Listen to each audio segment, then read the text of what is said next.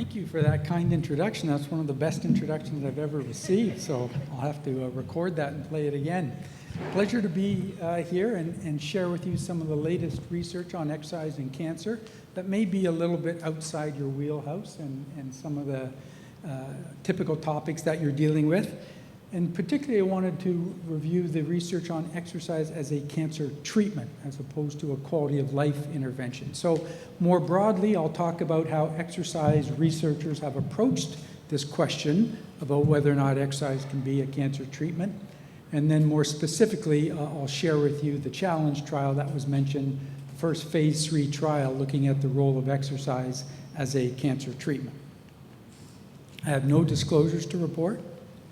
So I'll start off acknowledging the well-established supportive care benefits of exercise. So many of you who are familiar with the importance of exercise and you're already recommending it to your patients, it's for these types of quality of life benefits.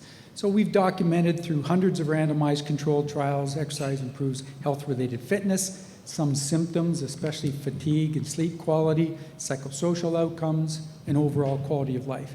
And it's been demonstrated in various patient groups across disease stages, many different cancer types. Certainly, most of the research has been in breast and prostate, but a lot of other cancer types have been studied as well, before, during, and after different treatments.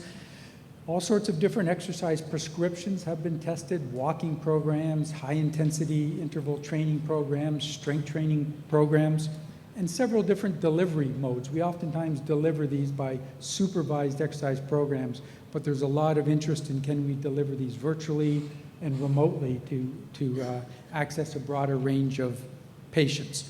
So this is a very well-established role for exercise. In fact, it's led to the first guidelines from ASCO. So this was a huge milestone for exercise oncology researchers. ASCO put out the first guidelines, objectively reviewed the evidence related to exercise, diet, and weight loss, and the only recommendation they felt comfortable making was for exercise.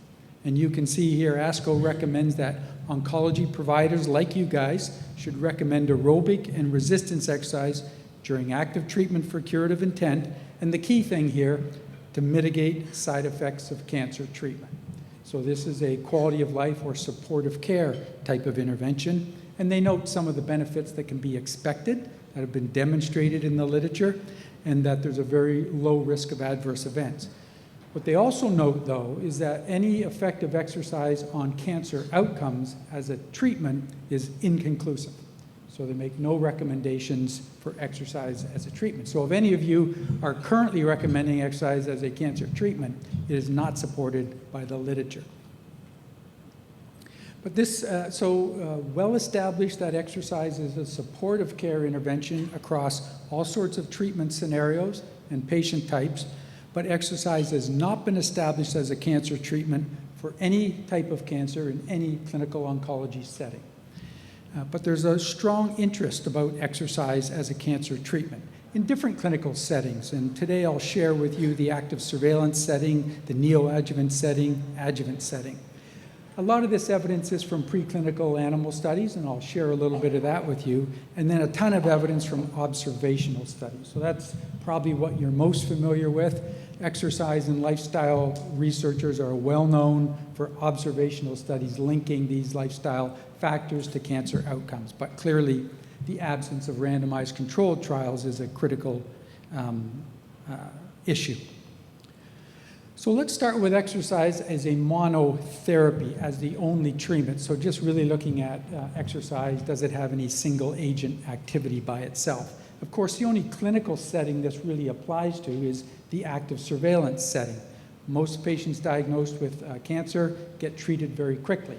Active surveillance is a unique setting where we can look at the role of lifestyle factors independent of any other treatments that patients might receive. So looking at the preclinical research, we can do the same sort of preclinical animal models that the drug researchers do. We have ways of making these rodents exercise, ways of keeping them sedentary, and we can look at what's the impact of exercise on these different cancer models where we can do the implant tumors, small numbers of cancer cells, and so on. This is the general finding we report. There's probably 100 studies that looked at this. So you can see the general finding is that the mice, rodents who exercise have slower tumor growth compared to the animals that are sedentary and don't exercise. So that's the most consistent finding. What you can also notice from this graph, though, is there's really no research suggesting any tumor regression and no research suggesting that these tumors are completely eliminated.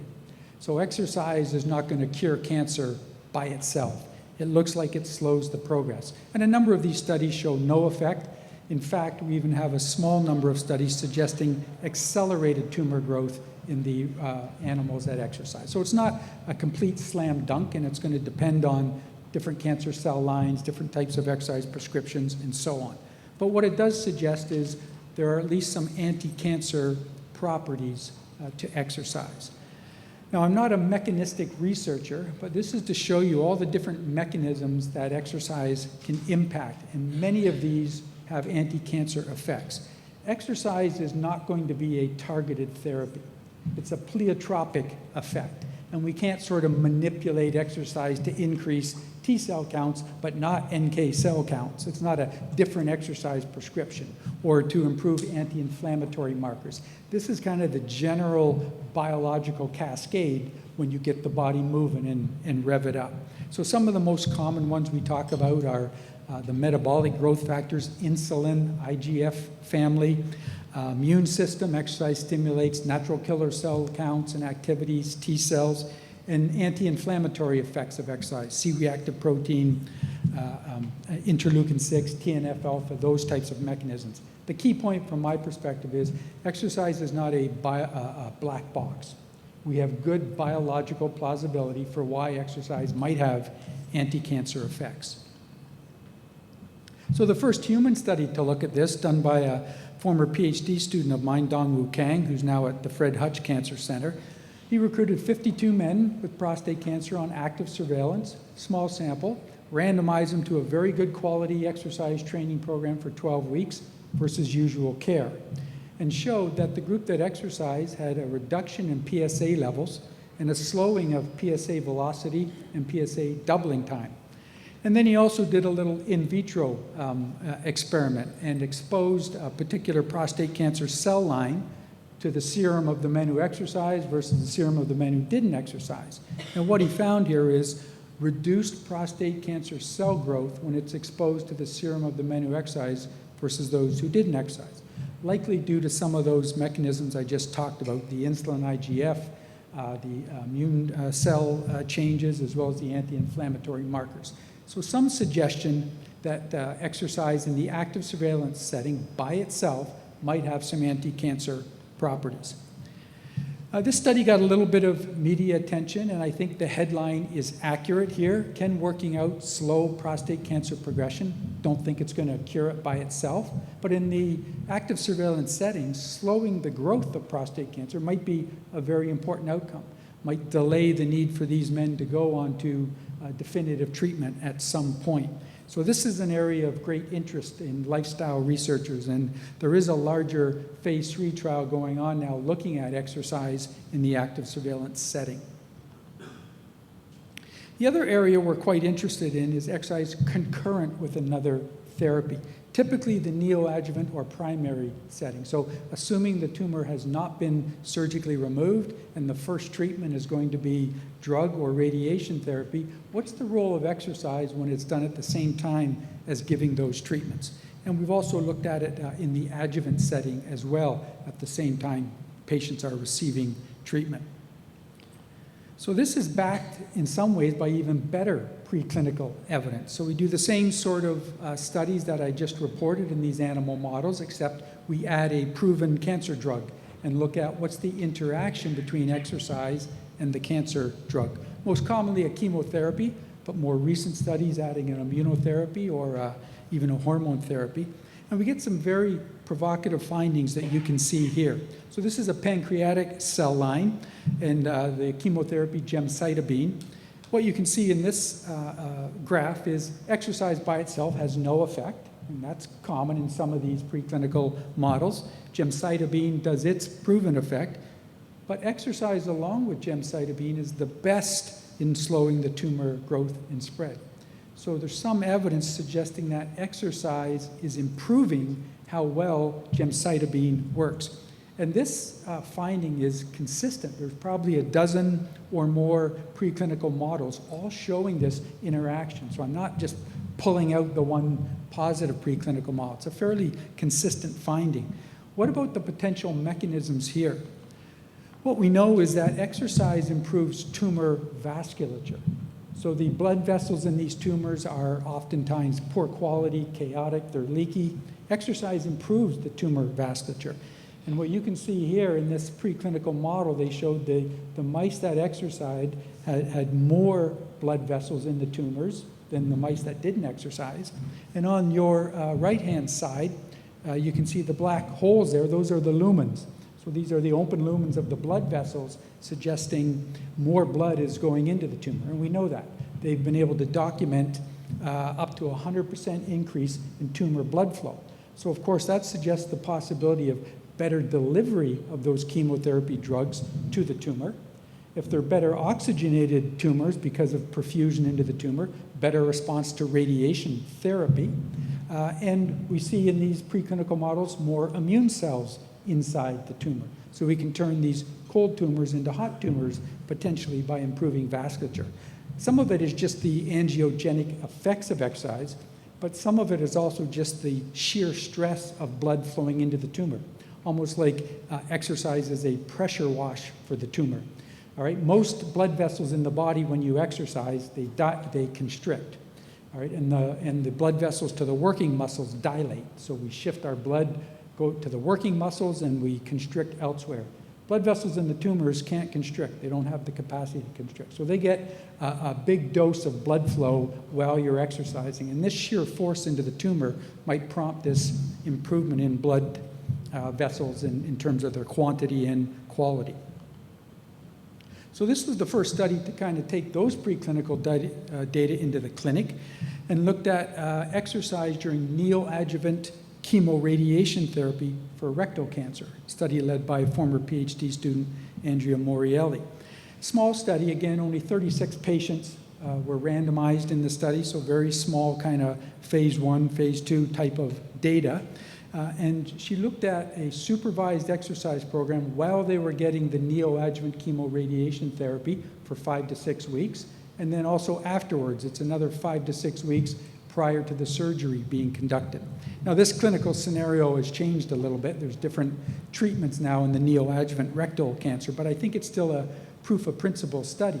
And we were able to look at what was the tumor response. And what we showed in this study is for the patients who exercised while getting this neoadjuvant chemoradiation therapy, 56% had a complete or near complete response to the treatment, compared to 17% of those who didn't exercise while receiving the treatment. Actually turned out to be statistically significant, even though it's a fairly small sample. So suggestive, at least in the clinic, of exercise improving neoadjuvant treatment. This study also got a little bit of media attention, I think a little bit more of a provocative headline here. Patients with rectal cancer who exercise while receiving radiation therapy more likely to have tumors disappear. So this will get cancer patients' attention. And it also highlights this idea that exercise alone may not cure cancer, but in combination with other treatments, it may improve cure rates for cancer.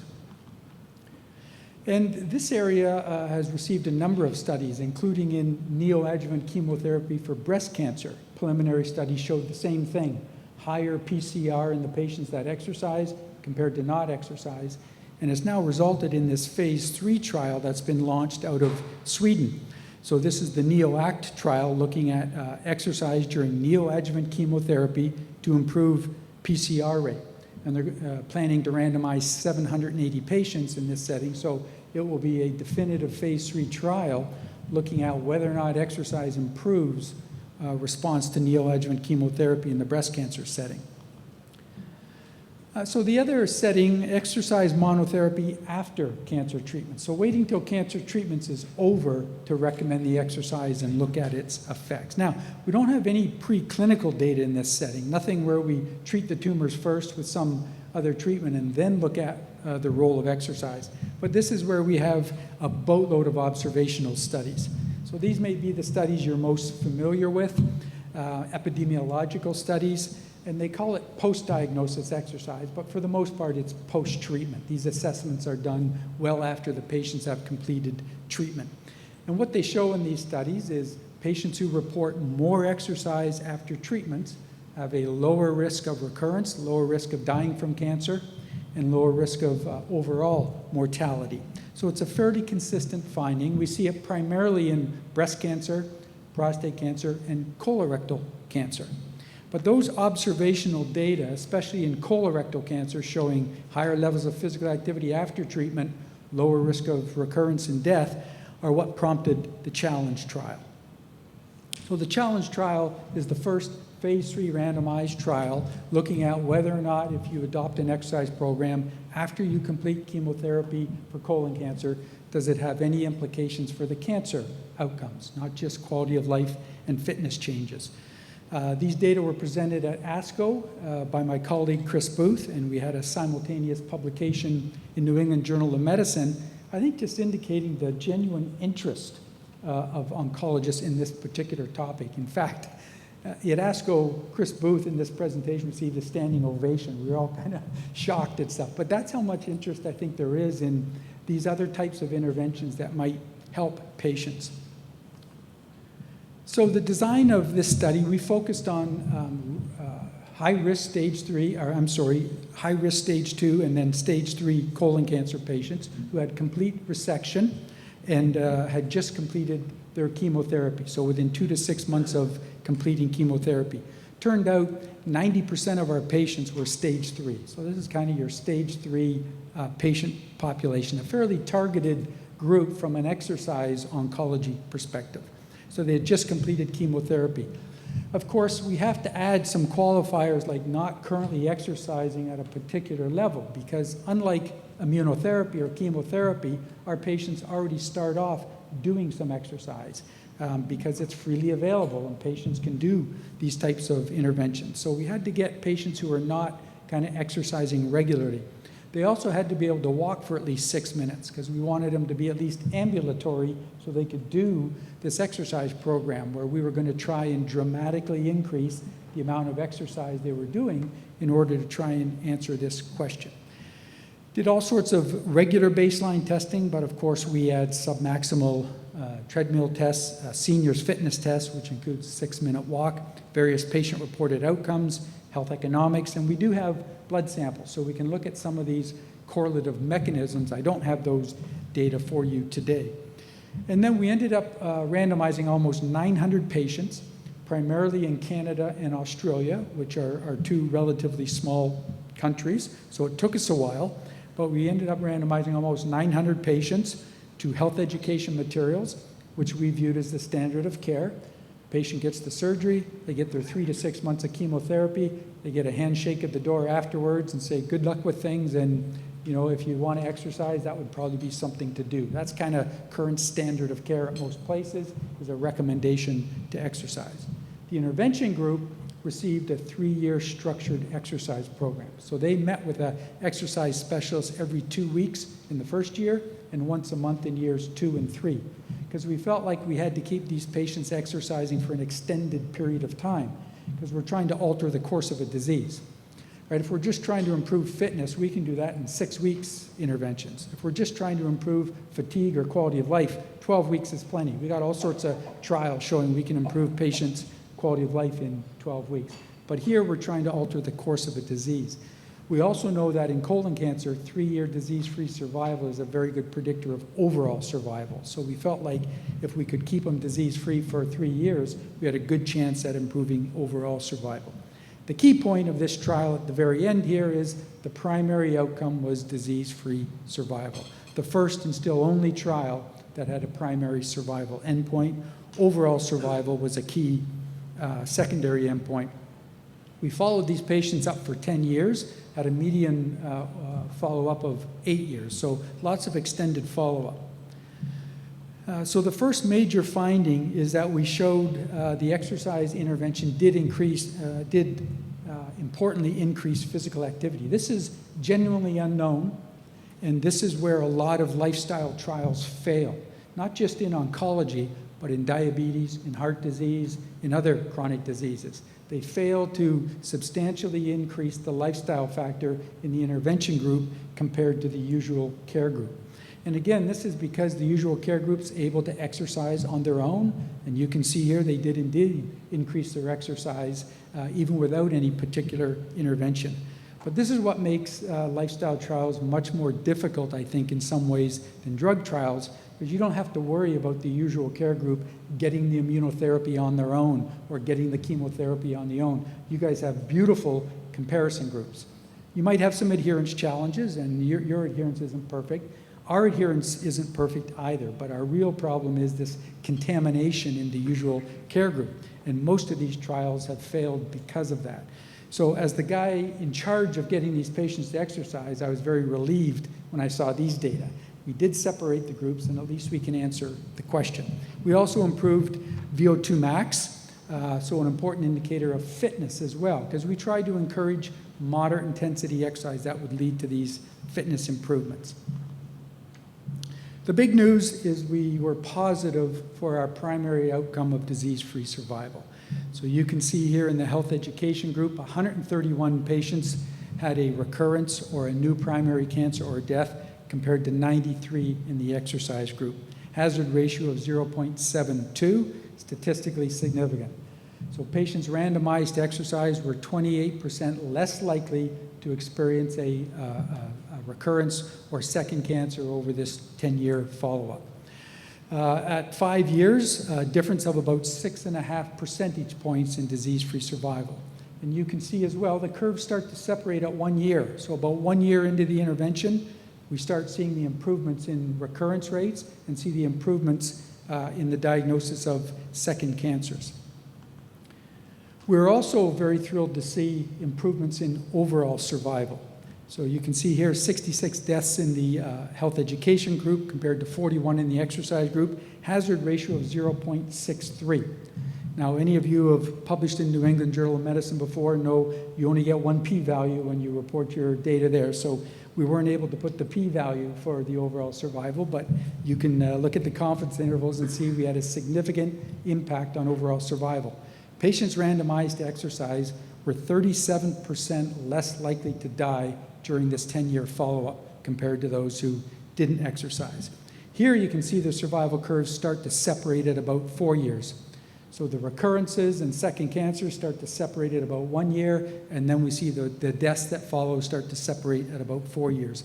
At 8-year follow-up, absolute difference of 7% in overall survival in the group that exercised versus those who didn't exercise.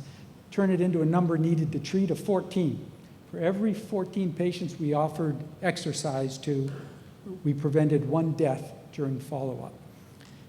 So those were very exciting findings. And then the slide that my colleague Chris Booth presented at ASCO that really generated the most buzz was trying to put this into context. What does this benefit look like compared to these other treatments? So you can see here that the 7% absolute gain in overall survival from adjuvant exercise in our trial compares very favorably to other treatments that we give our patients. Some of these treatments cost tens of thousands of dollars. Some of them are over $100,000 for smaller survival benefits than what we demonstrated with exercise. So this got a lot of people's attention. This slide sort of went viral saying exercise is a very important treatment on par with many of the treatments that we currently offer patients. So we offer them FOLFOX for colon cancer. Our data suggest even stronger effects from the exercise intervention. So this study, of course, got international attention, media from around the world. Lots of very positive and provocative headlines. A couple of them were things like exercise rivals drugs in bid to stop cancer returning. And another one was why exercise is as good as chemo for cancer patients. So some people interpret this as, are you saying patients don't need their chemo? Maybe they just need to do the exercise. So we had to clarify, say, no, this is after you get your chemo, but the point we were trying to make is that the magnitude of benefit from exercise is as good as or better than the magnitude of benefit from the chemotherapy you were receiving. So in summary, exercise is well established as a supportive care intervention in cancer, and that's why many of you may already be recommending it to your patients or offering programs to your patients. But we have this emerging evidence that it's a possible treatment in some scenarios. Now, the treatment effect of cancer will be more complicated. It's not going to be, we recommend it for all patients like we do for the supportive care benefits. The treatment effect is going to depend on the combination and sequencing of exercise along with these other treatments. But we suspect we are going to be able to identify a number of clinical scenarios, like we did in the challenge trial, where exercise may demonstrate a survival benefit. Challenge is the first phase 3 trial demonstrating such a survival benefit, but there are several other ongoing phase 3 trials in different patient groups that we'll be reporting shortly, so we may have some additional evidence on this question. I'll just end by acknowledging many colleagues, trainee staff, and of course the study participants who have contributed to this research, the Canadian Cancer Trials Group who coordinated the challenge trial, and also the funding we received from the Canadian Cancer Society. Thank you for listening.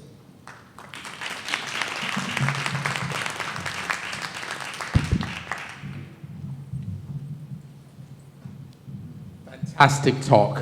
I'll allow my co-chair to go first, and then I'll add in a few words before we come to the general audience. So, yeah, definitely extremely encouraging data, and it's always nice to see things that patients, they're always looking for ways that they can control their outcomes. They feel so at mercy of the disease themselves, and I think this is a burgeoning area, one of the next frontiers.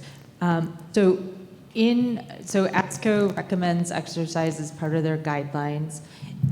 If we wanted to clinically implement this, how would you recommend clinically implementing it? And as standards are being created to include this in programs, what would you like to see there? So that's the big question now. I think the impact of the challenge trial is still reverberating throughout the oncology community, thinking about how do we incorporate this into clinical practice? How big of a role do we play on the exercise side of things versus the traditional drugs? So we're trying to sort that out in Canada. We're getting emails from around the world saying we are going to implement this, and they're looking specifically at the challenge trial protocol and finding out that protocol and how they can implement it. Others who have existing programs are just expanding those programs and trying to sort of incorporate it to what they currently have existing. So there's different ways of doing it that we're exploring in Canada. I think one of the key ones we're thinking about is having an exercise physiologist as a member of the cancer center, cancer treatment team, who would be able to sort of coordinate and deliver these types of exercise programs.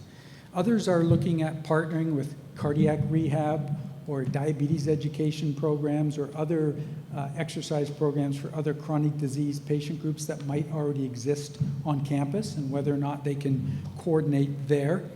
There's many community programs that are popping up as well. We have Live Strong at the YMCA in the US is a community-based program, and we've developed a few of those in Canada as well.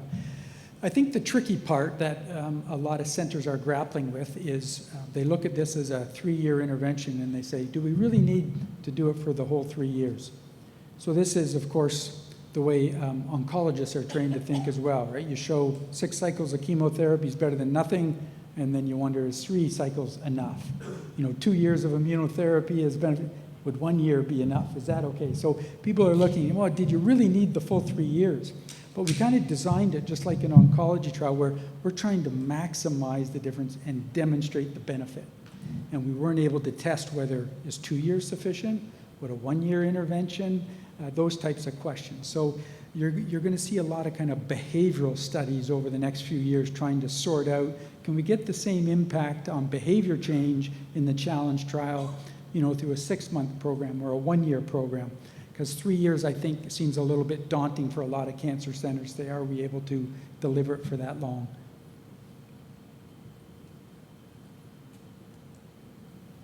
And My next question, so I'm a surgical oncologist. My specialty is breast. And you mentioned that there are other phase 3 trials. Could you comment on the AMBER trial and if you have any results from that yet? Yeah, unfortunately, AMBER is just a cohort study.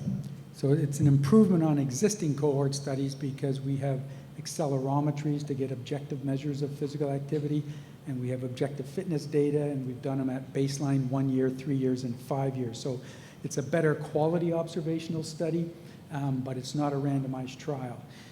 And we are just, it's just maturing now in terms of this survival outcome. So we hope to report on those findings in the next couple years. But this question of the generalizability of the challenge trial from kind of stage 3, high-risk stage 2 colon cancer to these other patient groups is a very important one. And one way to think about it is the challenge trial effects were pretty close to the observational data of physical activity in colon cancer. So it was pretty close to the estimates that they had there in terms of what we showed. So the observational data are just as good in breast cancer, and they're just as good in prostate cancer. So when you think about generalizing to other cancers that might be sensitive to an exercise intervention, I think breast cancer would be one of them. The other thing we report, if you want to dig into our supplementary files in the New England Journal of Medicine paper, you want to dig into the granular data online there, we've got the second cancers. And it turns out that there were 12 breast cancers in the health education group, only 2 in the intervention group. So people are looking at that as a signal to say, wow, not only did you reduce the recurrence of colon cancer, the second cancers that you prevented, breast cancer was the biggest one in terms of the effect that we have, suggesting it might be helpful for breast cancer patients as well. Very nice. So I'll add on. So I noticed in the group though as a whole, it seems to be relatively healthy in the sense that only 38% of the patients were actually obese, which if I think of, the patients that I see and the real world as a whole, certainly not as healthy in general. So I guess one part will be a challenge to getting there, seeing if that applies to the real world as a whole, population as a whole. Yep. And then based on the fact that many of the benefits, the separation of the curves occurs at about 1 year for the most bit, a little bit concerned about trying to reduce the 3 years of exercise in that kind of scenario, but wanted to get your thoughts on that. Yeah. So all of these exercise oncology trials, unfortunately, do have a little bit of bias of who comes into the trial. So they have to be capable of exercise, and of course, we don't double blind the trial, so they know the trial's about exercise. So it's patients who have an interest in exercise and feel like they're able to exercise. So we do oftentimes show that patients in these randomized trials are younger, fitter, healthier, more motivated to exercise as well. So I think we always have to think about that when we're trying to generalize back to the patients in the clinic and who might be able and willing to do this type of intervention. It's a fair point with the length of the intervention. I mean, altering the course of the disease is a challenge, and this is why we think 3 years may be helpful. We are going to dig into the data and look at some associations. So we can look at sort of exercise during that first 6 months, during that first year to try and predict, did those patients also kind of receive a benefit, or was only adherence for 3 years? It will be observational data, but it might give us a clue about, whether or not patients who only do it for a while would still get some benefit related to survival. Very nice. And then for patients that might struggle with the ideal brisk walking and, jogging for 25 to 30 minutes, I think particularly for the audience, so that we can begin to disseminate that a lot more to the patients as a whole. What would you say about, lap dancing, cycling, and so on and so forth? Swimming in addition and all of that. your thoughts, just so Yeah, that yeah. they get to understand So- exercise as a whole. Some of the general principles we follow in exercise science is there does tend to be a dose-response association with exercise for most of these health outcomes. Higher levels of exercise get you additional benefits. But we also see that exercise below the recommended guidelines also seems to have benefits. So not having to achieve the full 150 minutes of moderate intensity, or even potential benefits with lighter intensity exercise. So we do encourage patients to do as much as they're willing and able to do compared to being completely sedentary. And we do think there's some benefits from even less activity than what we've tested in the challenge trial. Excellent. I was just trying to make sure you're all awake. Mission accomplished. Just one quick comment, but for patients that are more sedentary, the actual physiologic effect of simpler exercise can be equivalent to someone who is more fit doing more aggressive exercise. Is that not true? Absolutely. So when we talk about brisk walking, for a very fit person, that might not even be moderate intensity exercise. For a very unfit person, that might be vigorous intensity exercise. So we do the intensity relative to the patient's fitness level and come up with a prescription that would be appropriate for them, that progresses them, but at the level that they're starting at. Thank you for this presentation. Ishwarya Sabai, I'm a medical oncologist and an integrated medicine physician. So the non-pharmacologic approaches as complementary to traditional Western medicine really does appeal to me. We look at this data through different lenses as it evolves over just from the presentation at ASCO, right? So in an audience of a frontline oncology clinicians, where implementation becomes top of mind and the feasibility of providing 3 years of support through roles that may not currently actually be present in the clinic. I wonder if we actually even need any more evidence before we make the case to payers to approach this intervention, approach this activity as actually a medical intervention that should be accounted for, just like your next infusion of your favorite PD-L1 inhibitor. And I think that's the real key for the challenge trial, because we've known about the supportive care benefits for a while, and it hasn't seemed to move the payers, that we can show quality of life benefits or fitness benefits. So I don't know, certainly in Canada, it's not funded for quality of life benefits or fatigue benefits or some of these other things that we've documented. But the challenge trial is the first one showing a treatment or survival benefit. And we think this sort of forces the hand of these payers to say, why would you pay for a chemotherapy to improve survival but not exercise? So it's no longer apples versus oranges, it's apples versus apples. What would be the case for not funding exercise? Having said that, I suspect they'll stick to the narrow patient group that we demonstrated the treatment or survival benefit in. So I think that's kind of where we're at.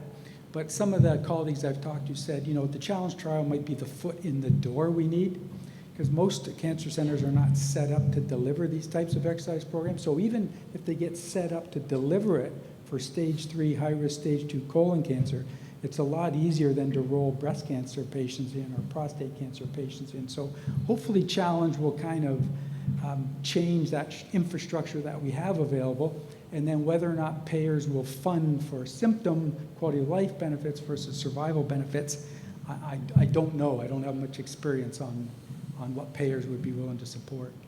Fair enough. Thank you. Hello. And yeah, thank you for the wonderful talk. Arturo Lois Bonilla, I'm a medical oncologist as well. I'm the chief of hematology oncology at a network outside of here. It's in the Lehigh Valley. So I have the same challenges as Dr. Shah was mentioning about implementation of these, particularly, even though myself I'm the chief of hem-onc and I'm a GI oncologist, so what you're talking to me is absolutely right on my alley.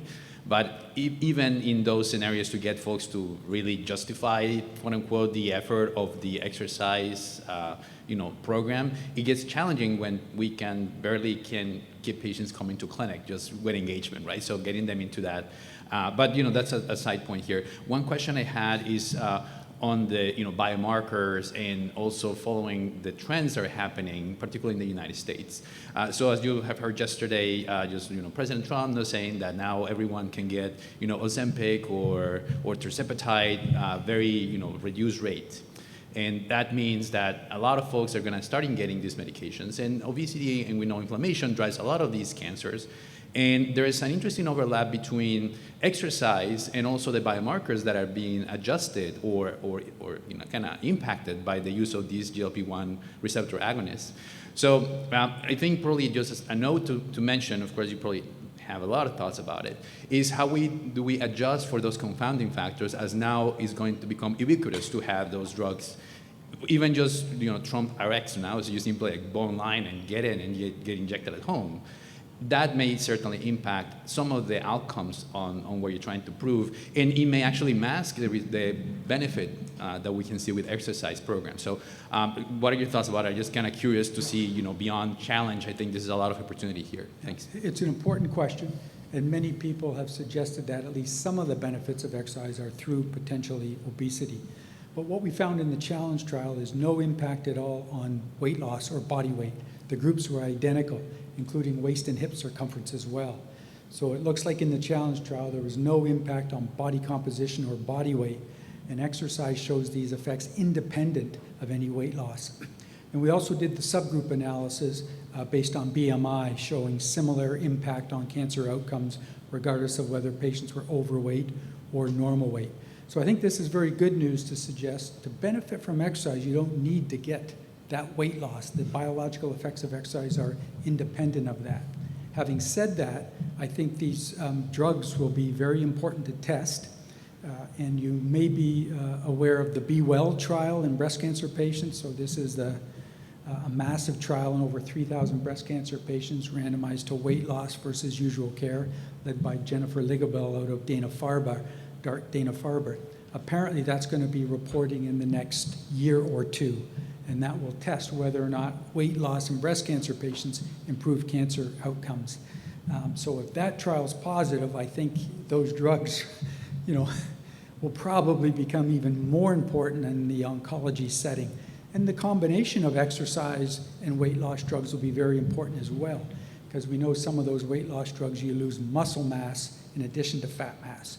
And exercise becomes the way of maintaining the muscle mass, which we also know is a very good prognostic factor for survival, right? Low muscle mass is very poor for patients. So I think that combination of losing fat, gaining muscle, and exercise might really improve these outcomes for patients, more than any one of them just by itself.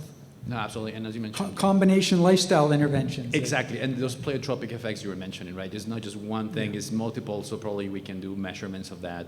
And now we're getting even more. Like now we have these amylin, analogs that are even more potent than the GLP-1, GP-1. Yeah. So, and those doesn't have any, muscle mass loss. So okay. I'm very interested to hear more about, how they feel. Well, but thank you so much, because the work you do is something that no one is doing, and I really, appreciate you for that. Thanks. Thank you. Yeah, I was going to make one comment from a highly scientific journal called Runner's World. I'm probably old enough to remember George Sheehan. It's probably one of the best documented examples of a person who did that, and he had a prolonged impact on his survival. George held the national record for the senior marathon, running sub 3 hour marathons, and was evaluated at the Cooper Institute because he was, out of anybody's range. At the time, he was found to have an elevated PSA and profound extensive bone metastases. Was started on treatment. Well, he was the medical editor of Runner's World, and over an 8-year period, he documented his course, sort of what you're describing. But the one comment that when people ask me, what should you do, I always go back to this highly scientific journal and quote George Sheehan. His comment, which envelops all of this, was do those things that make you a healthy animal. So if you think about it, that's covers the bases. Now how do you do it? It's a different thing, but he wrote several books along the course of this, which when you read it, it kind of parallels some of the articles you were mentioning, except this is, you know, a well-documented case in the past with prostate cancer. Just a comment. Yeah. No, I think this whole field started with anecdotal stories just like that. You know, patients themselves really drove this forward. They were the ones saying, yeah, I'm running 10 kilometers during my chemotherapy and it makes me feel better. And oncologists were not sure exactly how to respond to these patients who were doing that. I remember one of the early patients I interviewed, breast cancer patient, said, I'm playing tennis all the way through my chemotherapy. Almost more for the psychological benefits than the physiological or cancer benefits at that time. It was more like, you know, when I exercise, when I play tennis, when I swim, I feel normal. You know, everything about cancer is not normal. So a lot of the patients were reporting these psychological benefits from continuing their exercise program. And this is what really prompted us to start doing the randomized control trials, and it really has supported what these patients have said. And you're right, it doesn't take a lot of convincing to patients about exercise. As soon as you talk about it, as soon as you explain it to them, they get it right away that this is something that's going to be good for them at a minimum for their overall health, but now potentially evidence showing it may be treating the cancer.